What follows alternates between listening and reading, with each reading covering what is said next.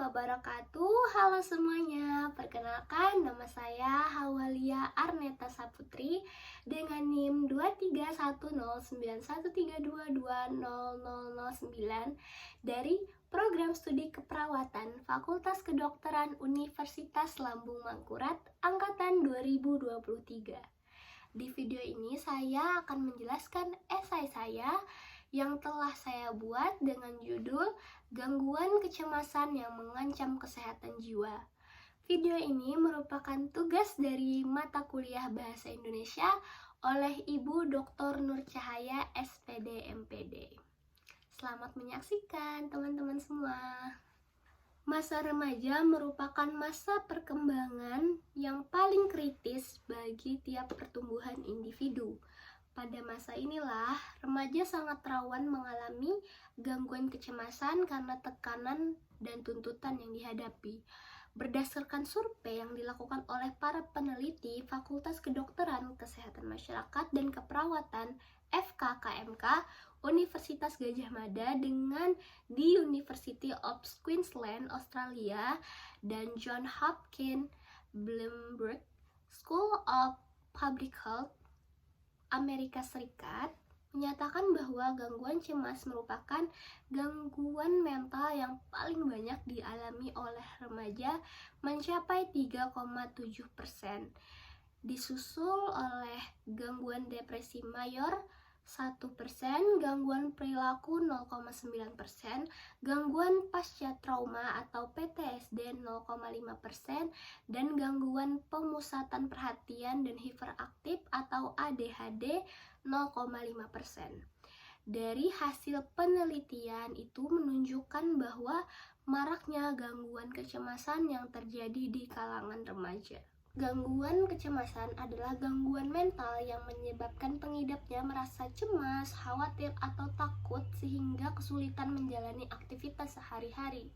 Seseorang dengan gangguan ini akan merasa cemas atau khawatir terhadap suatu masalah, entah itu tentang masa lalu, masa sekarang yang dihadapi, ataupun masa depan. Seseorang dengan gangguan kecemasan ini cenderung sulit untuk mengontrol berapa lama waktu yang mereka cemaskan. Gangguan kecemasan merupakan gangguan mental yang serius. Kondisi ini dapat disebabkan oleh adanya masalah pada fungsi otak yang mengatur rasa cemas dan emosi. Ada beberapa hal yang menyebabkan remaja mengalami gangguan kecemasan.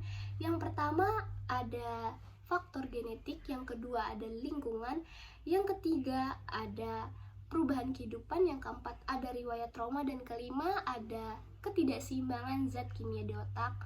Oke, kita akan bahas satu-satu mengenai hal yang menyebabkan seseorang terkena gangguan kecemasan. Yang pertama, genetik. Genetik dapat menurunkan sifat, karakter, dan beberapa penyakit, salah satunya adalah gangguan kecemasan.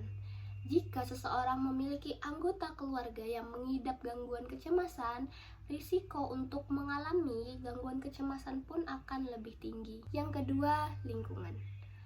Lingkungan yang tidak nyaman dapat menyebabkan seseorang mengalami gangguan kecemasan. Misalnya terjadi kekerasan dalam rumah tangga, tekanan di sekolah atau di kampus yang menyebabkan seseorang mengalami gangguan kecemasan. Yang ketiga, perubahan kehidupan. Terjadinya perubahan kehidupan dapat meningkatkan tingkat kecemasan. Misalnya pada saat terjadinya perceraian orang tua dapat membuat remaja mengalami stres dan meningkatkan gangguan kecemasan. 4. Riwayat trauma. Saat seseorang mengalami trauma, tentu ketakutan dan kecemasan selalu menghantuinya. Pengalaman yang mengganggu seperti kecelakaan yang serius atau pelecehan fisik maupun seksual dapat menyebabkan seseorang mengalami trauma psikologis yang serius. Dan dari sinilah gangguan kecemasan mungkin muncul karena pengidap selalu terbayang-bayang oleh pengalaman trauma tersebut. Yang kelima, ketidakseimbangan zat kimia di otak. Rendahnya neurotransmitter serotonin dapat menyebabkan seseorang mengalami gangguan kecemasan dan depresi. Serotonin berfungsi untuk mengendalikan suasana hati dan berbagai fungsi di organ tubuh serta mengatur perasaan termasuk kebahagiaan dan kecemasan. Penderita gangguan kecemasan akan mengalami serangan cemas secara tiba-tiba dan berulang kali tanpa alasan yang jelas. Beberapa gejala yang dialami penderita gangguan kecemasan antara lain seperti perasaan cemas, takut dan khawatir yang berlebihan dan tidak wajar untuk sebagian besar waktu. Adanya kesulitan untuk mengontrol kecemasan yang berlebihan, merasa gelisah tanpa sebab dan mudah lelah, kesulitan untuk berpikir dan berkonsentrasi, mengalami serangan panik tanpa sebab yang jelas ditandai dengan keringat dingin, jantung berdebar, mual, rasa ingin pingsan, nyeri di bagian dada atau perut, kehilangan kontrol diri sehingga mendadak lemas dan berujung pingsan. Gangguan kecemasan merupakan gangguan mental serius yang perlu adanya upaya pencegahan dan pengobatan. Gangguan kecemasan lebih sulit diobati jika dibiarkan berlarut-larut. Jika dibiarkan, nantinya akan menimbulkan dampak yang buruk bagi kesehatan.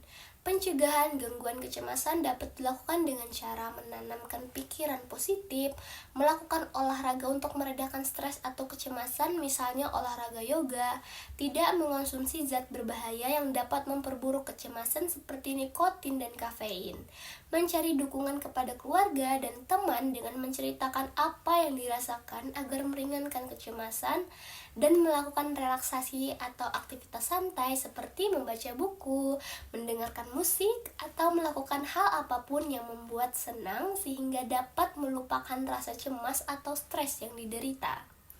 Jika gangguan kecemasan tidak dapat dicegah karena sudah terlalu parah, pengobatan yang dapat dilakukan untuk mengurangi gangguan kecemasan dengan melakukan terapi perilaku kognitif atau yang dikenal dengan CBT, bertujuan agar penderita gangguan kecemasan dapat mengenali dan mengubah pola pemikiran serta perilaku yang dapat menimbulkan rasa cemas.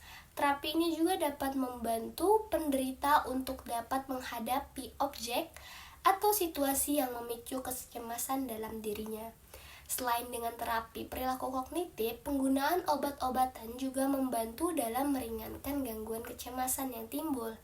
Namun, pengobatan obat-obatan bergantung dari jenis dan seberapa parah kondisi penderita gangguan kecemasan. Obat yang dapat mengatasi gangguan kecemasan adalah obat antidepresan seperti Selective Serotonin Reuptake Inhibitor atau SSRI dan obat sedatif seperti benzodiazepin dengan penggunaan jangka pendek. Penting bagi kita untuk mengubah narasi tentang gangguan kecemasan dari sebuah kelemahan atau penyakit menjadi sebuah perjalanan pribadi yang membutuhkan dukungan. Dengan memperluas wawasan akan gejala, menghapus stigma yang melekat, dan menyediakan akses yang lebih baik terhadap sumber daya kesehatan mental, kita dapat membantu memperbaiki kualitas hidup individu yang terkena dampaknya. Oleh karena itu, dengan upaya bersama kita dapat menciptakan masyarakat yang berkomitmen untuk mendukung dan membantu mereka yang mengalami gangguan kecemasan agar dapat hidup dengan lebih bermartabat. Baik teman-teman, itulah isi dari esai deskriptif yang sudah saya buat tentang gangguan kecemasan yang mengancam jiwa. Saya harap video ini dapat memberi manfaat untuk kita semua, untuk kita bisa lebih mengetahui tentang penyakit mental gangguan kecemasan ini. Saya ucapkan terima kasih kepada Ibu Dr. Nur Cahaya SPD MPD yang telah membantu dan membimbing saya dalam penyusunan esai deskriptif ini.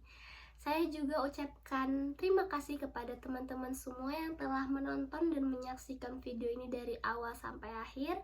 Saya memohon maaf apabila ada kesalahan pengucapan kata dalam video ini.